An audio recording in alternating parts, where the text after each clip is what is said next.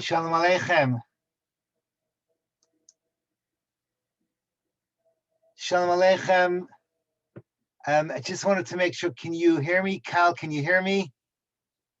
Thank you so much. So in the last 7 minutes, I basically have learned 3 things. First and foremost, everybody needs a Moshe Freilich in their lives. Literally 7 minutes ago to the clock, I was asleep, thinking that I was completely not aware that you guys had changed the clocks. That's the second thing that I learned is that, yeah, thank you so much. I did not know this, that America changes their clocks before Pesach. We in Israel change our clocks after Pesach. And the third thing I learned is that I'm addicted to coffee because I still had to make myself this coffee. So l'chaim. Let's start learning together. Today's share is something, obviously, it's very dear to my heart. I'm giving this for the first time. I've always wanted to give this class, but Baruch Hashem, I was zeicha last night to put this onto paper, to write it up as a share. And the topic is a topic that there's a lot of misunderstanding, a lot of misconceptions, and the connection to Pesach is not known. And that is the topic of Techiyas Hameisim, how it connects to Pesach and how we're supposed to understand it and how we are able to grow from this idea, this particular Pesach. So let's begin at the beginning with the Torah. The Shulchan Aruch, the Torah in Siman Tov Tzadi brings down the following words, and I quote, V'hachi ama Rav Hai. So the Torah is quoting Rav Hai Gaon. Shamati mipi chachamim, I heard from wise rabbis. This is Rav Hai Gaon writing. Ki Techiyas Hameisim asida lios b'Nisan, that the dead coming back to life is going to be in the month of Nisan. The nitzchas Gog uMagog b'Tishri, and the victory over Gog and Magog, the armies of Gog and Magog, is going to be in Tishri. And for this reason, B'Nisan maftirin ha'atzamas yaveshos. In Nisan, we do the maftir of the dry bones. It's the famous maftir from Yecheskel that talks about the dead coming back to life. Or B'Tishri b'yom shegoy, the haftarah that begins with Gog and Magog, also in Yecheskel, and therefore these haftarahs belong to their respective months. We're not in the month of Tishri, so we're not going to ask the question, what on earth does Gog and Magog have to do with Tishri? But we will ask the question, what on earth does Techiyas Hameisim have to do with the month of Nisan? Why is it that we talk about the dead coming back to life? So I'm looking at the crowd over here. So to make a comment about the Grateful Dead is completely wasted. Sorry, but yeah, Jerry Garcia will play again when the dead come back to life. The bottom line is, I want to ask the following question: what is the intrinsic difference? It's not just a casual thing. That when we say that Techiyas Hameisim will happen in the month of Nisan, so the Brisker Rav explains, whenever you read a phrase like that, it doesn't mean that this is the date when it will happen, but rather conceptually, the idea of Techiyas Hameisim belongs to the month of Nisan. In practice, it can happen at any given moment, but in the essence of what the idea is all about, it can only happen at one time and one time only, and that is in the month of Nisan. What does Techiyas Hameisim have to do with the month of Nisan? So let's begin by talking about Techiyas Hameisim in general. The Rambam, in his Maimar Techiyas Hameisim, so the Rambam wrote an essay about Techiyas Hameisim, and he brings down the following words, and I quote, V'zeis ha'akchasha meviu la'akchashas haniflaos, which means denying this particular concept called Techiyas Hameisim brings to a denial of how miracles work in general. V'hakchashas hamoifes kefira be'ikar v'yotzim min hadas, And if you deny Hamoifes, so this particular miracle to Techiyas Hameisim, if you deny it, you are called a kefir be'ikar, and you have left basically religion. If you want to sign out of Judaism, so the way you do it is by denying Techiyas Hameisim, and he concludes, "V'lezeh nechshav Techiyas Hameisim mipinois haTorah." This is the way he talks about Ikrim. It is a foundation block of the Torah, and anyone who denies Techiyas Hameisim is considered kefir be'ika v'yatza min hadas. He has basically signed out his contract with his religion. So these are fighting words from the Rambam.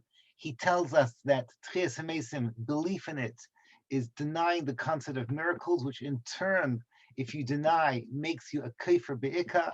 It makes you yotzim in hadas, and therefore Techiyas Hameisim is what's called a pina. It is an ikar of our religion. So this is not the purpose of today's class to talk about the Rambam and Techiyas Hameisim per se. I see in front of me a lot of scholars, people who are worldly and knowledgeable. So you're probably aware that there is a massive machlokes between the Rambam and the Ramban about the nature of Techiyas Hameisim. When I say it's a massive machlokes, behind me over there on that bookshelf is a sefer called Sefer Hagmul. Okay, this is the Sefer Hagmul of the Ramban, the classic essay of the Ramban, where literally half the sefer he's attacking the Rambam's position on Techiyas Hameisim. The Shar Hagmul of the Ramban was written as a response to the position of the Rambam on Techiyas Hameisim, and the way that it is taught in most, I don't know, in let's say in more academic circles, they teach that the Rambam and the Ramban are arguing about whether or not a person needs their guf or not, because the Rambam seems to imply that Techiyas Hameisim is basically a stage. The dead come back to life, but eventually you don't need your guf anymore. And this is where the Ramban goes ballistic. What do you mean you don't need your guf anymore? You are your guf. A guf and a neshama is what defines you. Anyone that ever had me as a student in Sefer Derech Hashem, remember I always talk over this idea that the definition of who you are is literally the tension between your guf and your neshama. It is what defines your choices. It makes you have your personality. It is you. So how can you be without a guf? So this is not today's class, but my Rebbe, Rav Moshe Shapiro, explained in great detail that the machlokes in the Rambam and the Ramban is much more subtle than we think. And basically the essence of the machlokes boils down to how much does the guf play in the future of our essence and our relation with the Kadosh Baruch Hu. But everyone agrees that you have a guf. It's just the question, does the guf remain like the guf that you and I know, or at least on some level, at least the guf that Moshe Rabbeinu had under the mask? Is it there on some level, or is it refined to the level where it becomes irrelevant? I guess like an orange peel is irrelevant to the orange. It's just one big hole. It's called an orange, and that's all we see is an orange. Happens to have a peel, but it's become so secondary to become irrelevant. And now I'm going to quote to you my Rebbe, Rav Moshe Shapiro. It's a very powerful line that I heard him say, that the machlokas between the Rambam and the Ramban as to whether or not we have a guf in the world to come, meaning to what extent do we have a guf?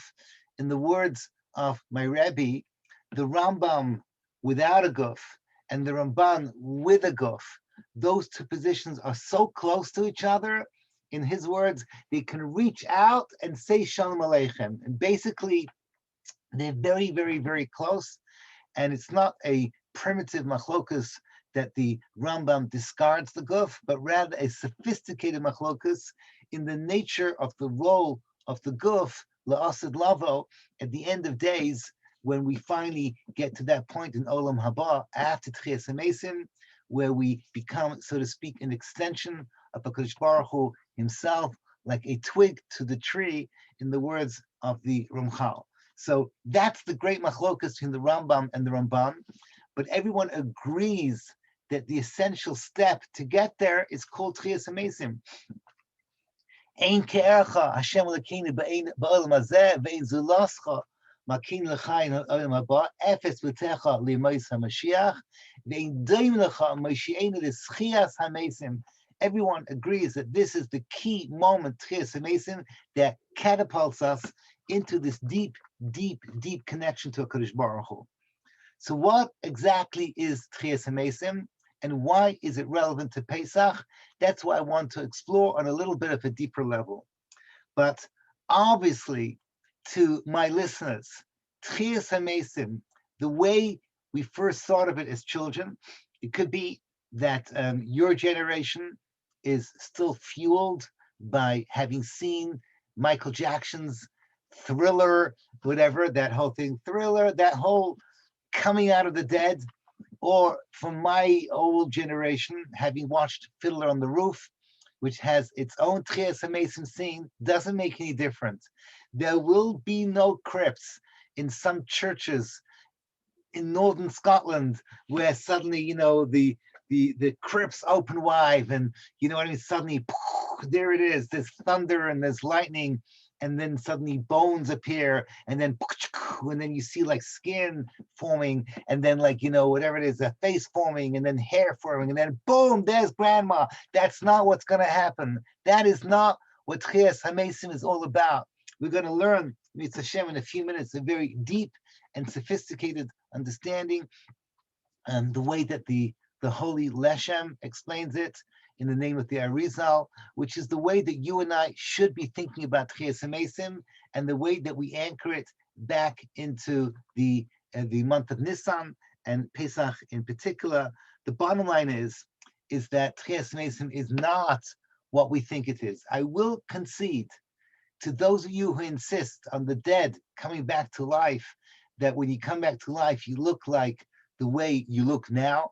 Those people that think that way, they have a little bit of a proof, and that proof is what we read in Tanakh with the stories of Eliyahu Hanavi and Elisha, especially with Elisha. It's very obvious that when the child came back to life, the child came back as the same child as when it died, in which case we start to think that maybe if we die when we're 90, we'll come back as a 90-year-old, in which case, hey, I'd rather die as a 18-year-old so I can come back as an 18-year-old and stay like that forever.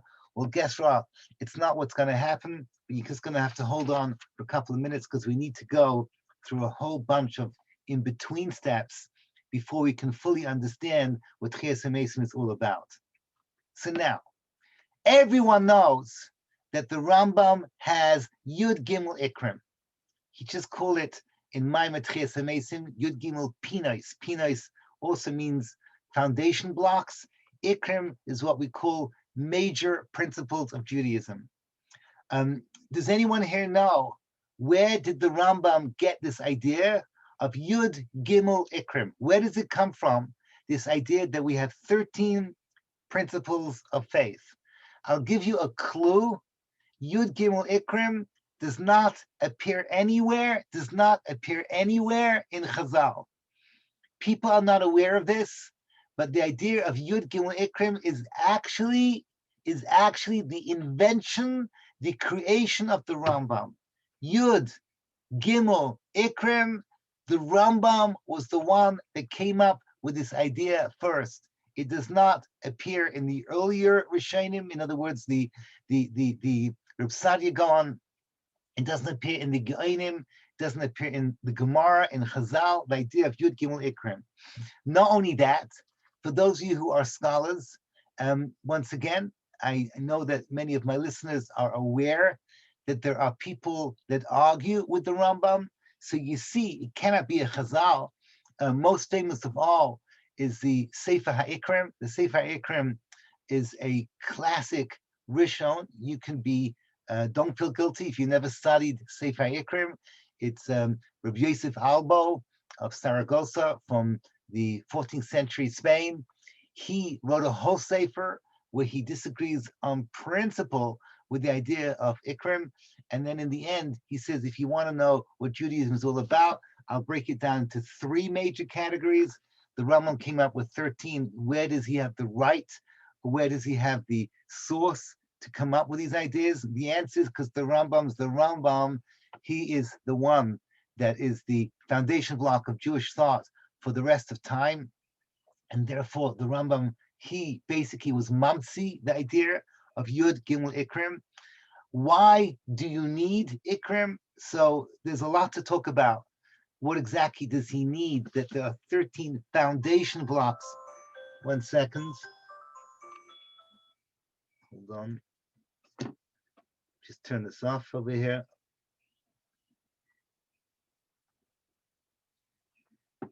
Thank you. The idea of Yud Gimel Ikrim being the foundation blocks of Judaism, where does he get it from? So this is something that we're going to develop in a very, very shortened version right now. And you're probably aware that my Rebbe, Rav Moshe Shapiro, on which most of the share is based on, has a sefer called Re'ei Emunah on the Yud Gimel Ikrim of the Rambam. It's a good starter book to learn the Torah of my Rebbe, Rav Moshe Shapiro. I know they already teach it in seminaries. I'm not sure he's going to be so happy about that in Shemayim. But Re'ei Emunah talks about the nature of Ikrim. The bottom line is that the Yud Gimel Ikrim has a makar, not in Chazal per se, but by something that you and I are going to be reading in just over a week. Just over a week on Seder Night, we're going to be talking about Ikrim, and that, as far as I am concerned, is good enough as a makar for the Rambam, as we shall see. Where do we see the idea of Ikrim in Haggadah Shel Pesach? Where do we find that there are Ikrim in Haggadah Shel Pesach? The answer is in the words that we say to the Rasha. Remember, there are 4 sons. Remember what the Rasha says? The Rasha is basically, it's there in the Chumash. Let me read it to you.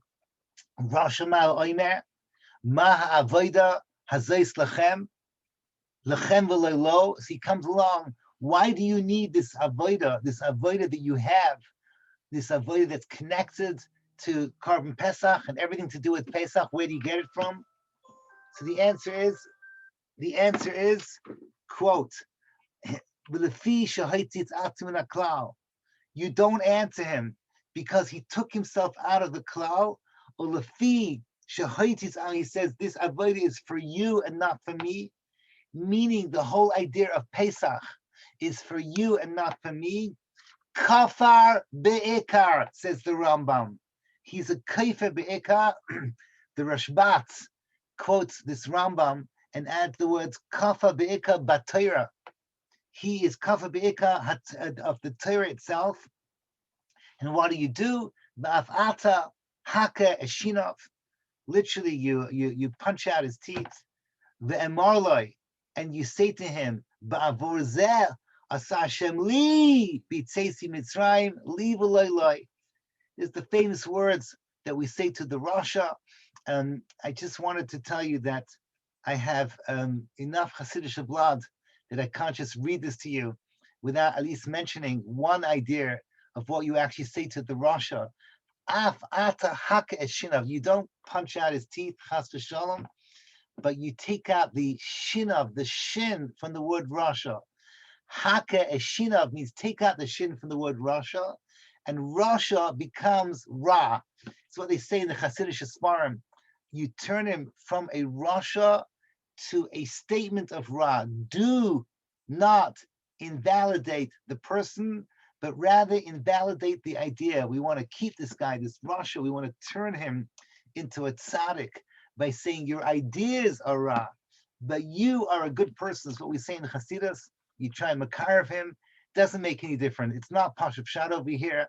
And the Rambam, who has his own Haggadah, he writes out at the end of Hilchos Chametz V'Matzah how you're supposed to say the Haggadah, and you tell the Rasha you are a kefir be'ikar.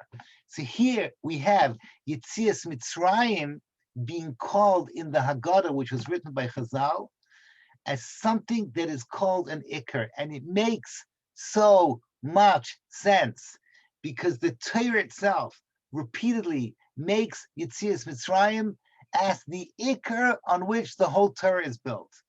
So I'm hoping that every single one of you, and if not, you should be doing so at some point in your life. You need to learn Sefer HaKuzari, and Sefer Kuzari comes along and begins, and he talks over what defines Judaism. And he says, being Jewish means that your essence is defined by Yetzias Mitzrayim till Matan Torah, meaning whenever we say Yetzias Mitzrayim, Zeicha Yetzias Mitzrayim, it means coming out of Egypt till Matan Torah. Those 7 weeks is what is the ikar of the ikar of the ikar of everything being Jewish. Let me just remind you, there are so many mitzvos that are Zeicha Yetzias Mitzrayim. In the 10 Commandments in Parshas V'Eschanan, we're told you keep Shabbos, Zeicha Yetzias Mitzrayim, to remember that we came out of Egypt. All the Moyadim, all the festivals are Zeicha Yetzias Mitzrayim. Tefillin is Zeicha Yetzias Mitzrayim. Tzitzis is Zeicha Yetzias Mitzrayim. These are in the Torah itself. There are many mitzvos bein Adam lechavero that are ikrim, that are Zeicha Yetzias Mitzrayim. For example, ribis is Zeicha Yetzias Mitzrayim. Mishkalos, the idea of having proper weights, is Zeicha Yetzias Mitzrayim. The idea, what else did I miss out? I should have it in my list over here.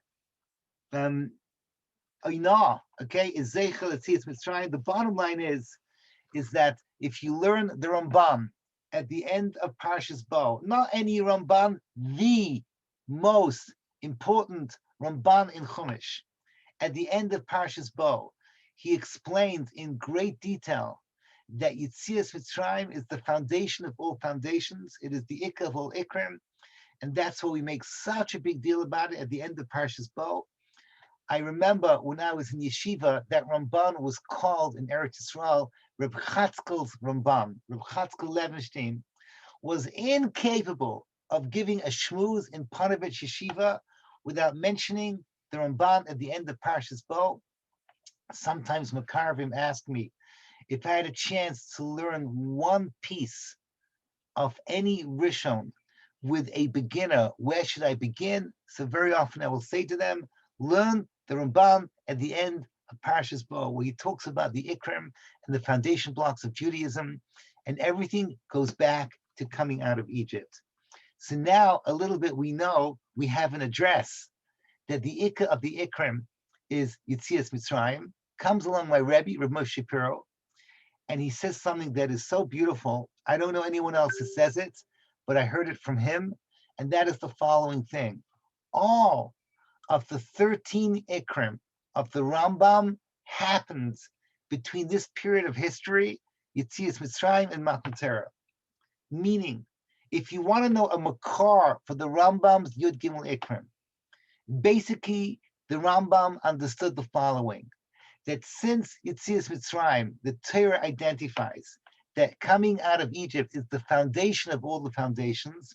Well, let's see what the Torah has to say about the foundation of all the foundations. And the Rambam goes through them and realizes one by one that there are many, many sub-ikrim that come out of Zeicha Yetzias Mitzrayim, and they add up to 13. So in other words, the 13 ikrim of the Rambam are all basically substations of the big ikr of that Judaism is founded when we came out of Egypt. As we came out of Egypt, and then we went to receive the Torah, everything that makes us into the nation who we are was put into foundation block mode, and that in turn breaks into 13 branches, and those are the Yud Gimel Ikrim. You take away one of them, and all of Judaism ceases to exist. Everything falls apart. So I'm not going to go through them from 1 to 13. Most of them are kind of obvious. I wrote down over here 2 of them that were not obvious. One is Schar Va'onish. So Schar Va'onish is a pasuk in the Torah that says, V'gam es hagoy asher yavodu dan anochi, is talking about not Klal Yisrael, but talking about the Egyptians. Hashem says, I will give Einish to the Egyptians. So there you have Schar Va'onish in the Torah. Another one that is not intuitive is Mashiach, which is the 12th one, that the idea that coming out of Egypt is the first Geula, and that Mashiach is going to be the last Geula, which those of you who have a Nusach Sfard, you'll know that in the Kedusha that we say at Musaf, Kedusha's Keser, we say, Hein Ga'alti Eschem, Acharis, Courageous.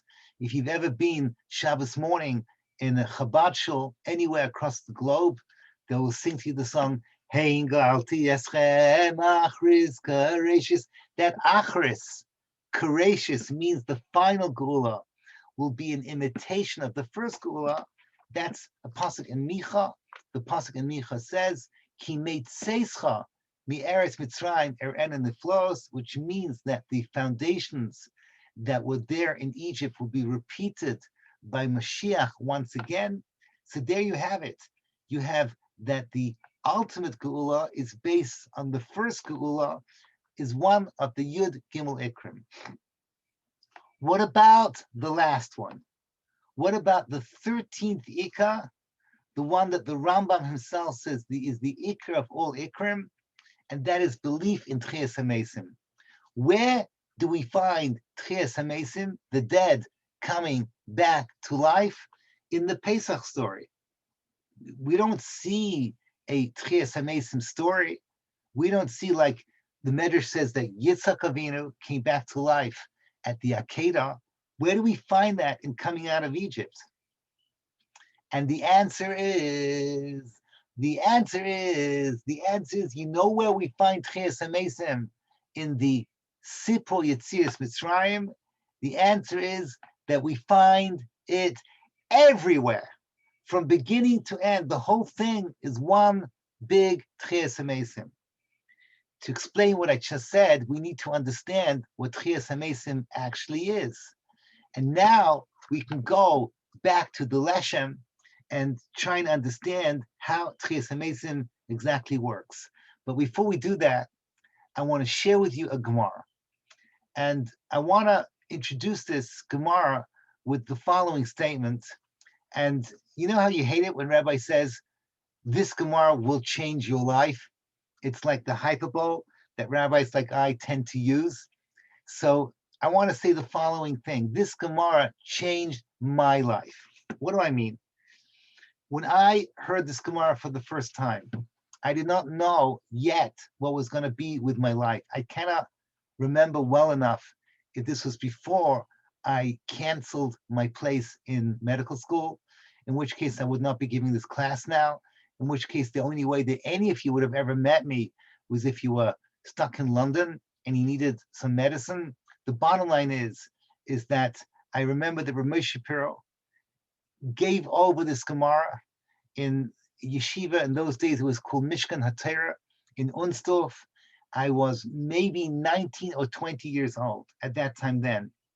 And he took this Gemara and he explained this Gemara clearly. And I had one of these deep, deep epiphanies, that moment in my life where everything fell into place. And it was literally for me a life changer. This Gemara is a Gemara at the beginning of Perek Chelek. Perek Chelek is the last Perek of Sanhedrin. Perek Chelek is the Perek where the Rambam writes his idea of Yud Gimel Ikrim. If you want to know, where do I find the Rambam and the 13 principles of faith? Don't say that you find it in Yigdal. Yigdal, as you will know, Yigdal, and that song Yigdal that we say at the end of davening and sometimes at the beginning of davening, has the 13 Yud Gimel Ikrim over there. That is a song no one knows for sure who the author was. It is based on the Yud Gimel Ikrim. But the Yud Gimel Ikrim is the introduction of the Rambam in his Perush HaMishnayos at the beginning of the last Perek of Sanhedrin, because the last Perek of Sanhedrin begins with the following words: Kol Yisrael yesh lehem chilek b'olam haba. Every single Jew has a place in Olam Haba, and Shenema, he has a pasuk over here, pasuk Yeshayahu, v'amcha Yisrael tzadikim, la'olam yirshu aretz, netze matzeh mas yedeh isparer. So this pasuk over here, that Klal Yisrael are called the tzadikim, HaKadosh Baruch Hu's Kosh Baruch Hu's nation, they will yirshu haaretz, they will inherit the earth. It's a pasuk in Yeshayahu and Perek Samach. And then how does the Mishnah continue? Ve'elu she'ein lehem chelik le'olam haba. These are the people who do not have a chelik in olam haba, which is the first on the list. Can you guess? The first on the list of those who will not get a place in olam haba, ha'aymer ein Techiyas Hameisim in HaTorah. Anyone who says there's no Techiyas Hameisim, they are the first ones that won't get a place in olam haba. Do you blame the Rambam for making such a big deal about Techiyas Hameisim when the Mishnah itself makes such a big deal about Techiyas Hameisim and says anyone who's kefira in Techiyas Hameisim, they have no place in olam haba? Now, I want to share with you this Gemara. You fast forward one page into the 11th parak of Sanhedrin, Parak Chelik, and there the Gemara brings down a few agaditas that bring out the power of Techiyas Hameisim and the necessity of Techiyas Hameisim and the foundation block essence of Techiyas Hameisim. And one of the stories that's brought down is a story about a min. Okay, a min, as you all know, is what we call, I guess, early Christians. Min literally means a species. The idea of the word min means just like you have different species of fruit, beire, mine, mazonos, for example, we say, different types of species of mazonos. So the word min means someone who is he's not a non-Jew because he's Jewish, but he's not Jewish because he's kefir be'ikar. So he's a min, he created his own subspecies. So the Gemara brings down over there the following story. Amalei ahu mina, a certain min said, leGevia ben Pesisa. Gevia ben Pesisa is the protagonist on our side who is going to take on the min in a debate about the nature of Techiyas Hameisim. I just want to give you some historical context over here. This story happened just after the story of Alexander the Great, a meeting with Shimon HaTzadik. This is the first generation of the Greeks. The second generation is when Tzadok and Baitus came along.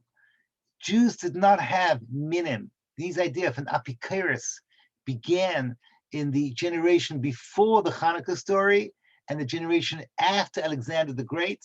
And that's when all these debates used to happen. So there was a Talmud Chacham. We don't know anything about him except for this particular story. Gevia ben Pesisa, Rashi explains that he was a hunchback. So you all know of the hunchback of Notre Dame. This was the hunchback of Chazal, the hunchback that took on in a debate this man called the Min, the representative of the early Christians, a Tzeduki or a Baitusi, we don't know who the Min was.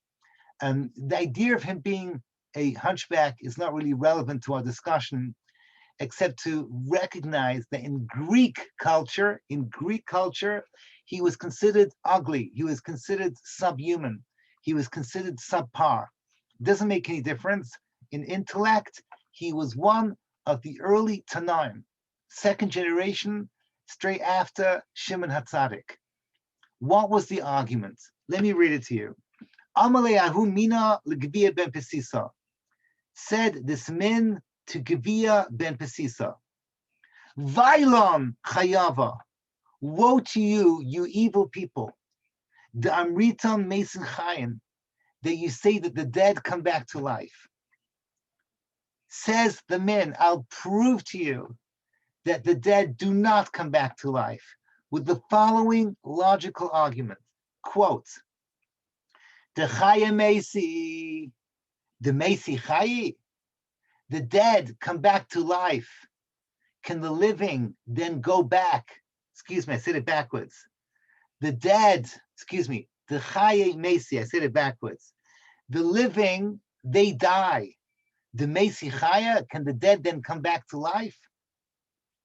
So let me just explain this argument to you so it sounds a little bit logical.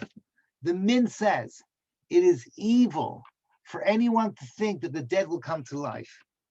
Because look at the way that this world, the world that Hashem created, remember this min, in those days, these early Christians, they still believe strongly in God. They still believe, it could be they believed completely in the idea of Har Sinai and Matan Torah, but they saw it with their twisted way of seeing things. And they argued the following: the whole world is built the following way, that the living die, meaning everything goes into the direction of death. If you look at your life, it starts up here and it goes down over here, and then boom, this is where you die. So if the living die, can the dead then come back to life? Doesn't make any sense.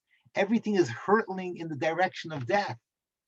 Everything goes into the direction of death. Apparently, you start dying the moment you're born. Already a part of your body is burning up, never to come back again. When I was in university in London, there was a girl in my class called Rose. She was from Scotland. I cannot imitate her because I can't do a Scottish accent, but I can do an Irish accent.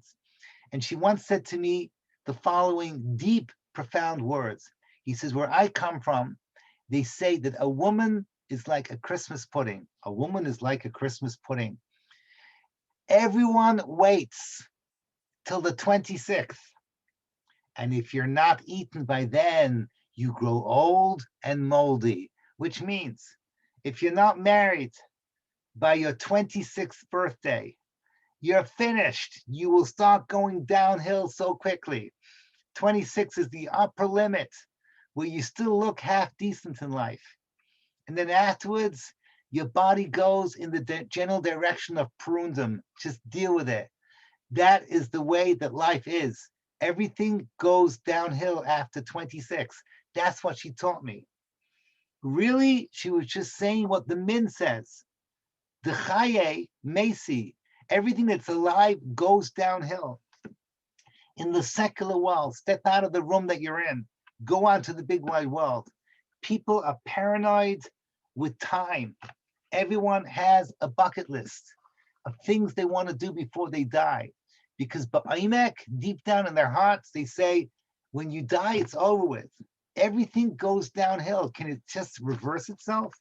What is going on over here? Amalei. So then Gevia ben Pesisa, our hunchback hero, says, you're wrong. Vailechan chayavim. You are the evil ones. You are the evil ones that reads nature incorrectly.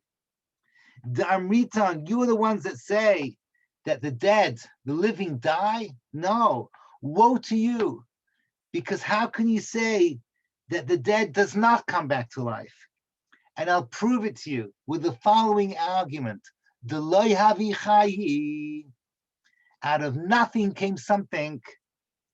The chaya lekoshkein. Certainly out of something will come something more. So again, at first glance, this sounds like they're arguing on wordplay, but listen to the words again. Gevia ben Pesisa says the following words. He says, quote, out of nothing came something. Certainly out of something will come something more. What does it mean out of nothing came something? Every person, as they entered their mother's womb, was in the words of Chazal, was a putrid, fertilized ovum with a neshama attached. You started off as something that was basically nothing. And then when you came out of your mother's womb, look what came out. Child, incredible miracle of creation. Out of nothing came something. Suddenly out of something, meaning that when you bury a person that's already a something, suddenly out of that burial will come something more. Now, the Mefarshim explain that he wasn't just saying the argument that, as we say in the Gemara, some of you know from the Gemara Nida, it's actually a mission in Alois, that a womb is called a kever. You put something small and irrelevant and disgusting into it, like a seed, and what comes out is a beautiful fruit. It's infinitely more. This is where the Leshem comes in and explains what Techiyas Hameisim is really, really, really all about. And here you a little bit, you're going to have to, as we say in Yiddish, halt kop, you have to focus a little bit, because this is an incredibly deep idea. The Leshem, as you all know, was the grandfather of Rebbe Yashiv. The Chazon Ish called the Leshem the last great Kabbalist, the last of the Mekubalim was the Baal Leshem. Rabbi Shapir expected us to learn Sefer HaLeshem, and he has a book called Sefer Deah, and in the Sefer HaDeah, he has a long essay on Techiyas Hameisim. It's called Jewish Base. It's based on the writings of the Arizal. The beauty of the Leshem is he takes Kabbalah ideas, and relatively speaking, he writes in a very clear way. And this is how he explains Techiyas Hameisim, based on the Arizal. And it's a very powerful and important idea. He says that Techiyas Hameisim is intrinsic in creation itself. Just like that Min said that everything has a half-life, everything goes towards its demise, seems to be on a physical level the way that nature works. Says the Sefer HaDeah, the Baal Leshem, based on the writings of the Arizal, all of nature screams out that there's going to be a Techiyas Hameisim. It's just that you have to look at nature through a different set of lenses. And your starting point is childbirth. The day you see something that when you put a seed into the ground, an apple seed into the ground, out comes a beautiful apple tree. You put a fertilized ovum into a mother, out comes a baby. What you see is that in nature itself, if you focus, quote, on the chiyas haruchani, on the spiritual growth of that which is physical, you will see that everything constantly grows exponentially like this. Everything just grows like beyond belief. The difference between an apple seed and a tree producing beautiful apples is not just a growth like this, it is an infinity growth. Says the Sefer HaLeshem, the Baal Leshem in Sefer HaDeah, he says that is the way that a person who looks at the physical world through that nakuda called the ruchnius in everything physical, that's how he sees everything. Meaning that a Jew trains themselves to see the whole physical world through that what's called the neshama inside the physicality that holds everything together and raises it exponentially like a child coming out of a mother's womb. Just primitive examples, just to make a little sense over here, what I'm saying over here. I give tzedakah. So there's a poor person in front of me, I take money. Money is something physical. I give it over to another person. What has actually happened in reality is that money has taken on a ruchniistika, crazy increase in what it really is on a physical level, based on the fact that Kadosh Baruch Hu says this has schar nitzchi. This is something that is infinite. The Arizal's example, I'm going to say it over, but obviously this is beyond our comprehension. He says, but you know when you can use this, Reb Jeremy, you can use this in Kiruv. I've used this in universities. If you explain this well, you can get away with it. You speak to an animal lover, they're anti-shchita, and they don't see the difference between an animal and human being sometimes. I just want to ask them, so the life of an animal on a physical level, so that's it. You're born a cow and you die a cow. And in between, what do you do with your life? You graze on grass and nothing else. So what's the point in your life? I don't know, ask a cow. But from a Jewish viewpoint, not much. When a cow dies, what is the greatest thing that can happen to a cow after a cow dies? You stop and think about it. You can see Techiyas Hameisim outside of human beings in an animal, says the Arizal. Because this dead cow, if it was shechted lahalacha and a tzaddik gets to eat it, so that cow now becomes part of the tzaddik.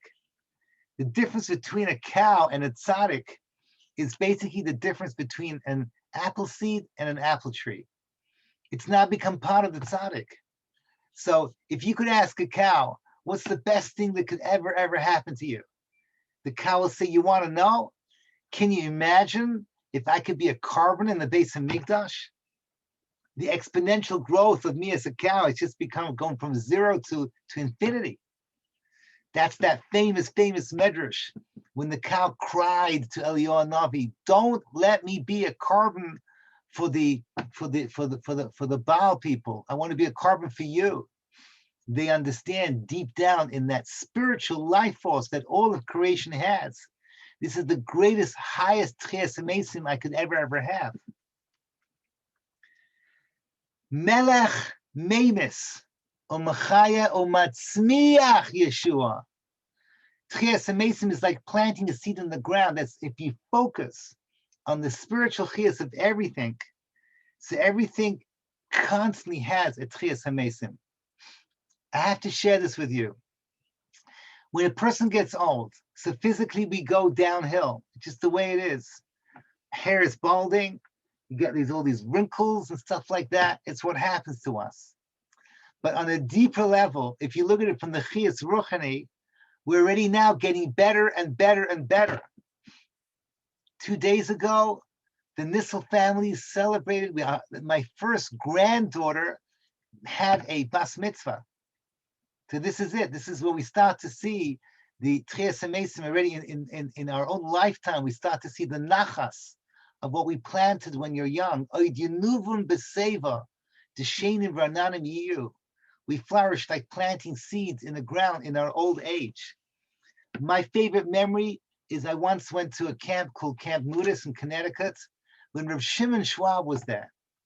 And he was there, Rabbi Gershenfeld, it's his wife's grandfather. So he was there with his children and his grandchildren and his great-grandchildren. He himself was physically inside a wheelchair. He was physically immobile. He was very old. His brain was 100%, but you should see his Shabbos table. He had like dozens of his progeny all around him, drinking in every word he said. You see Techiyas Hameisim already in this world, how the ruchnius part of our physicality is exponentially greater. So now we go back to Gevir ben Pesisa, and he says, already we see in this world how out of nothing you create something infinite. Certainly when you bury someone, which is already a something, so something infinitely more has to come out. Which brings us back to Chodesh Nisan. That's how this class began. What's Chodesh Nisan all about? The Sfaraim say that Nisan is not a Japanese car. Nisan is Gematria Nisim. It is the month that is connected to miracles. What does miracles mean? Miracles is not magic. Miracles is not, I'm going to turn this into a frog. No, miracles come from the word nes, which means a banner. HaKadosh Baruch Hu is screaming at us in the month of Nisan constantly. See the Chiyas Ruchani in everything physical, and you see it just gets better and better. That's what the month of Nisan is all about. Focus on the Chiyas Ruchani, on that part that has constant Techiyas Hameisim going on, and you'll see that everything just gets better and better and better. Chodesh Nisan. HaChodesh hazeh lehem roish chadashim. Chodesh from the lashon of hischadshus, the idea of constant renewal. Constant renewal means at any given moment, we can renew things to a higher purpose. My Rebbe Ramosha Peri used to always love to notice the following thing. In English, we say the word time. In Yiddish, we say the word Zeit. The idea of a moment in time means something that is static, something that is in the present, and that present disappears. The past is the past, the future is the future, and the moment called time itself disappears, boom, it's over with. In Hebrew, the word zman is the same word as hazmana. Hazmana means preparing something for the future. Every moment is not something lost. Every moment is an opportunity to bring us to that great future called the Techiyas Hameisim that is forever and ever and ever. That moment when death ceases and we are in constant growth mode, constantly getting closer and closer to the ultimate pleasure, which is closest to Hashem. Rav Moshe used to love to say over this Hasidic Maisa, don't worry, you're not a kofar if you don't believe the story is true. But they say the story about the Saba Kadisha. He's Yisrael Ber of what's it, Radishov? I wrote it down, Radishitz. I always get the name wrong. He was known as the Saba Kadisha. He was one of the famous Talmidim of the Chayzim Lublin. One night, he spent a night in an inn, in a room, and his room, there was a clock on the room that was ticking. It's a famous story, maybe one of the greatest stories of the Chayzim Lublin. There was a ticking clock, and he could not sleep with this ticking clock. And in the morning, the Saba Kadisha went to the owner of these inn and says, what's the story with this clock? And the owner of the inn said to him, there's no story, it's just a clock. A clock just is a clock that goes tick, tick, tick. He says, no, there's a story, you're hiding it from me. I know there's a story behind this. He says, how do you know that there's a story behind this? There is a story behind this, but how do you know that there's a story behind this clock? He says, because Hashem gave me the ability to listen to the ticking of clocks on a deeper level. Every clock, tick tock, screams out, one more moment closer to death. One more moment closer to death. Or as we said by the men, Vailan Chayava, the Techiyas Hameisim, life goes in the direction of death. The clock goes tick tock, closer to death, closer to death. But this clock goes one more moment closer to Mashiach, one more moment closer to the Geula. And the owner of the tavern was flabbergasted because he said, yeah, the Chayzim Leblin's son slept in that room. And the Chayzim Leblin, he owed me money, he couldn't pay. He said, I'll give you this clock. It's a clock that belonged to my father. And I put that clock up on that wall. And you had that ability to notice that clock. That's incredible. But we have that ability to take time, Zman as Hazmana, a preparation for this glorious future that gets better and better and better. This brings us finally in conclusion to what's going to be happening to us in just over a week on Seder Night. The dry bones that we're going to read on Shabbos Chalamod in the Haftarah, the dry bones of Techiyas Hameisim is be'etzem something that we need to focus on all year round. But this time of the year, it is particularly powerful. The Zman of HaChodesh Hazeh Lechem Rosh Chodashim, the Chodesh is from the word Hischadshus, constant change, constant movement, as opposed to the word Shana, which begins in Tishu, which is a years that is a continuum. In the world of Shana, everything goes downhill. In the word of Chodesh, everything is miracles. Everything is constantly renewing itself. Everything's a banner that screams out, look at the Chiyas Ruchani over here. It's getting better and better and better. The challenge that we have in the month of Nisan is to ask ourselves, how can we make sure that we are not dead bones that don't have chiyus attached to us?